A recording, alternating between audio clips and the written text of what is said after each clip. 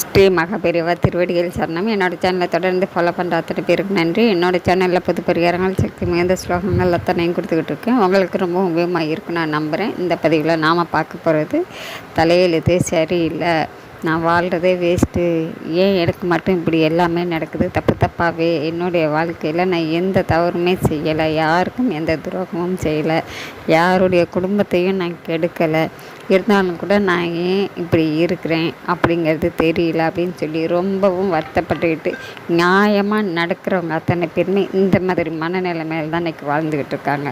அநியாயமாக அடுத்தவங்க குடும்பத்தை கெடுத்துட்டு அவங்க சந்தோஷமாக வாழ்ந்துக்கிட்டு இருக்கிறாங்க. கடவுள் இருக்காரா இல்லையா மனசு கேட்குற அளவுக்கு நம்மளுடைய சூழ்நிலை அமைஞ்சிருக்கு, அந்த மாதிரி நடந்துக்கிட்டு இருக்குது. அதனால் இப்படி இருக்கிறவங்க எல்லாருமே கண்டிப்பாங்க கடவுள் இருக்கிறாரு, நாம் கொஞ்சம் பொறுமையாக தான் இருக்கணும் அப்படின்னு சொல்லி நம்ம மனசை தேத்திக்கிட்டு நம்ம இறை வழிபாட்டிலேயே நம்ம காலத்தை கழிச்சுக்கிட்டே வரும்பொழுது கண்டிப்பாங்க படுத்திக்கிட்டு நீங்கள் சொல்ல வேண்டிய அற்புதமான ஒரு மந்திரம்னு பார்த்தீங்கன்னா பிராமி தேவியுடைய மந்திரம்.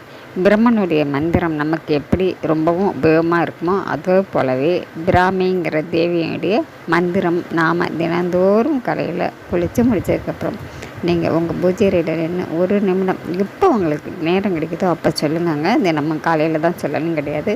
ஆனாலும் இந்த மந்திரத்தை நீங்கள் முழு மனதோட என்னுடைய வாழ்க்கையில் நான் ரொம்ப கஷ்டப்பட்டுருக்கேன், என்னுடைய வாழ்க்கையை நல்லபடியாக அமைச்சு கொடுங்க, நான் எந்த துரோகமும் யாருக்கும் செய்யலை, தெரிஞ்சும் தெரியாமல் ஏதாவது செய்திருந்தால் அதுக்காக நான் மன்னிப்பு கேட்டுக்கிறேன், இனிமேல் தவறே செய்யாத அளவுக்கு என்னை வழி நடத்துங்க, நீங்கள் தான் இருந்து என்னை வழி நடத்தி எனக்கு ஒரு நல்ல வாழ்க்கையை அமைச்சு கொடுக்கணும் அப்படின்னு சொல்லி மனசார வேண்டிட்டு இந்த மந்திரத்தை நீங்கள் தினந்தோறும் சொல்லிக்கிட்டே வாங்க.